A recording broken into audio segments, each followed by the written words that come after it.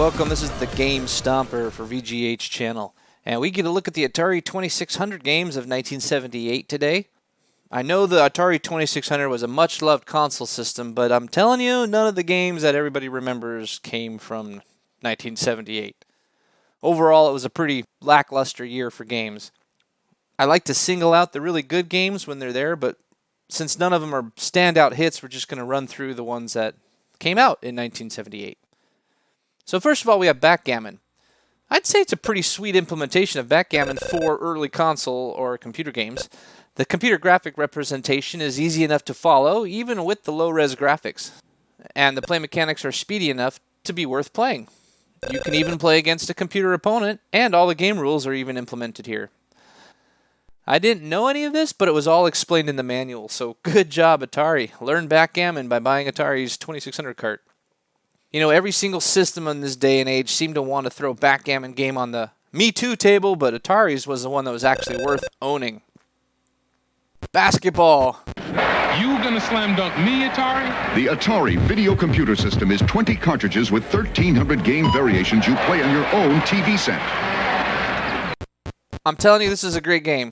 This game proves that it's not all about the realism or the proper perspective. It just plain boils down to playable, fair challenge. I had a neck-and-neck game against the computer the entire way, basically beating him in the final seconds, 48-46. So it's definitely competitive, if unrealistic. It doesn't really follow the rules of basketball, and you're limited to one type of shot, although you can vary the distance a little, but still, Atari is ahead of the field again for their fun factor. Here's an unreleased prototype for Boggle. It looks like it would have been a decent implementation, but still rather hard to play compared to just looking at a Boggle cube. Also, the Atari 2600 probably didn't have the memory or the firepower to actually do any kind of word checking. Also, the Atari 2600 probably didn't have the memory needed or even the firepower to compute actual word checking. So it was always going to be a two-player game because the only spell checker you were going to have is the other person playing with you.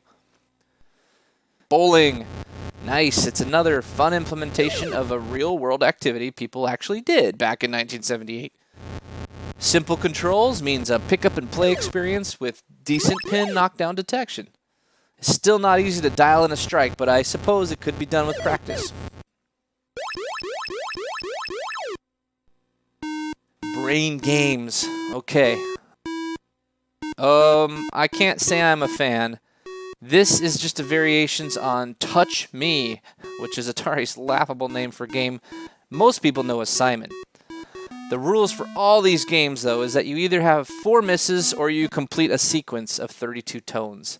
And that's pretty steep. And there's no intermediate step for those in training. No 8 or 16 or 24 sequence options. Just 32 or die. Too bad. And there are also a number of other tone and brain-like games on this cartridge. You could also play songs with the tone generator, like Twinkle, Twinkle, Little Star. Not the best cart.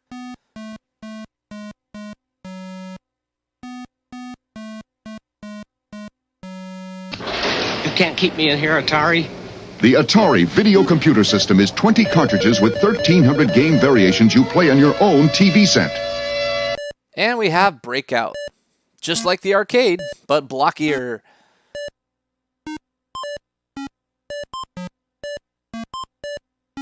They even kept the arcade's 2-screen limitation, meaning your high score is for clearing 2 screens for a grand total of 864 points. And that's it.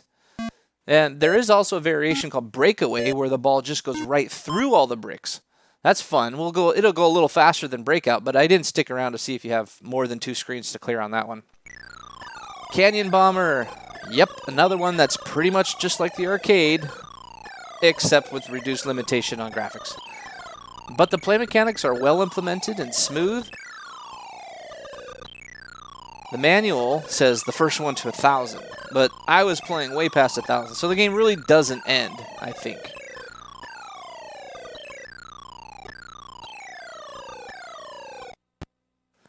Casino. This plays blackjack, stud poker, and poker solitaire. Frankly, just not that interested.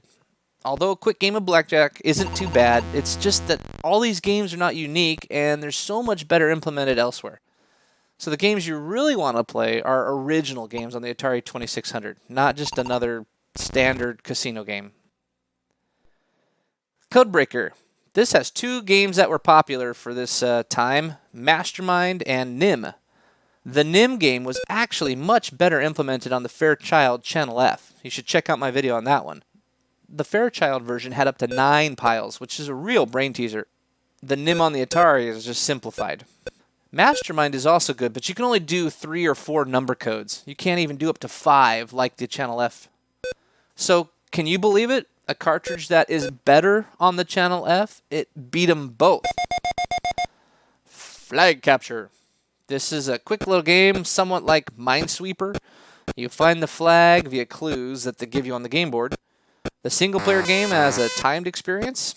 I just ran through and scored 6 points in 75 seconds. Pretty straightforward. Football.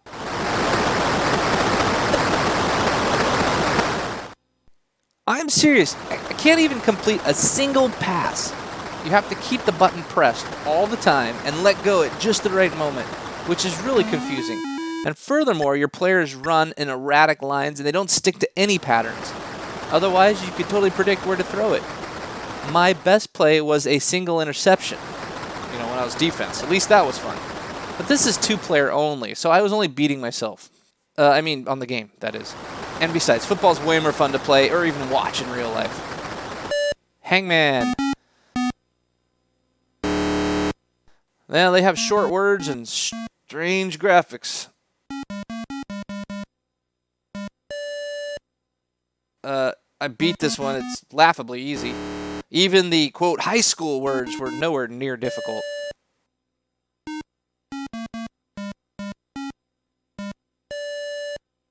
I also like how Atari totally wimped out and created a hang monkey here so they wouldn't have to show hanging a person. Well, it's either that or some really bad interpretation of what the graphics are actually doing. Yeah, I don't know there. Interestingly, though, this was the first cartridge that had 4K of ROM, and they needed that extra memory just for storing different words. So that's kind of cool. Okay, Atari, let's see your best pitch. You're out, Rose. Home Run. This is an arcade-like and somewhat fun baseball game. It's all about the speedy infielders and twitch controls like an arcade game. From a hitting perspective, it's really hard to hit anything consistently, and the computer on the defense was frightfully quick at picking up anything that was hit. Most of the time, I'll stick it out until I beat a sports game, but here the fun had been had, and I wasn't that bad at it, so I just left it as a tie at 2-2. I didn't keep playing until I won. But from what I remember, this is one of the first baseball games that actually you could play against the computer in this era. Human Cannonball. I like this game. This is kind of like the artillery game, where instead of shooting shells at the enemy, though, you shoot your human into a net, hopefully. They have nice variations on the gameplay with a moving net, a movable cannon, which is my favorite, and even a barrier for extra timing skills. You gotta thread your guy through the needle. I do mostly like the movable cannon because that feels the most real. You can move it forward and backward and shoot the way you need to shoot. I really like the sturdiness of this little dude. He hits the ground after going 100 feet through the air and says, ouch. Yeah, now that's tough. Hunt and Score, or Concentration. Again, oh my goodness. At first, there are all these flashing numbers. I thought that was so distracting. I'm not sure why they couldn't just put a little number on the boxes. Yes, the switching is better than the typical Atari flashing you get when there's too many sprites on the screen. But I'm just so tired of concentration. I just can't concentrate on these games anymore. Maze Craze. Hey, for a maze game, this is kind of fun. This was obviously trying to capitalize on the arcade maze games, which had a brief period there, 1977, 8, 9.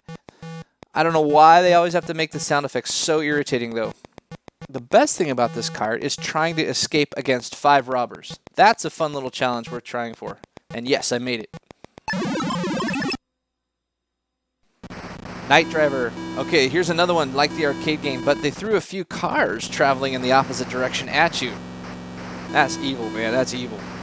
There's selectable difficulty, although it seems to go from too easy to too hard in one flip of the lever. if you have that kind of Atari, you know, the flipper levers. But overall, it's an okay port. It's not too taxing of a game, so it still works on the 2600. It's just that it gets boring quickly. Outlaw, or Gunslinger. And this was yet another Atari arcade game brought to the home screen, kind of. It's not nearly as graphically detailed as the 1977 Boot Hill, but the gameplay isn't bad. You could still have a shootout with a friend, or simply play target practice against a second player.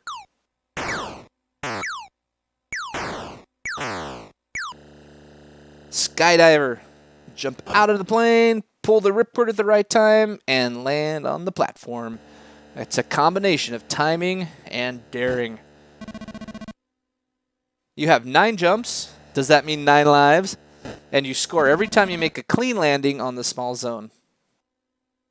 Slot racers. Wow, this is just not good. You travel around a maze, trying to hit your opponent with some really slow shot from your cannon or whatever. And the first one to 25 wins. But it's 2-player only. So, that's just terrible. Space War. Yep, I know the history of Space War, and so this isn't really a bad port to the 2600. But I'm just kind of bored by the whole Space War thing. It'd be one thing if you had a tough computer opponent. That'd be helpful. But this one is just too easy to beat. They did throw in some variety with the space docking type of game for single-player mode, or another one which you might call Chase the Dot. Those are all simple enough to score 10. But anyway, Space War, better in history than it is here. Still playable cart. And that's really the games of the Atari 2600 from 1978. Come visit us at our website, vghchannel.com. You can see the scores I got on these games as well as others, and also look at some videos from different years as well. Thanks for watching.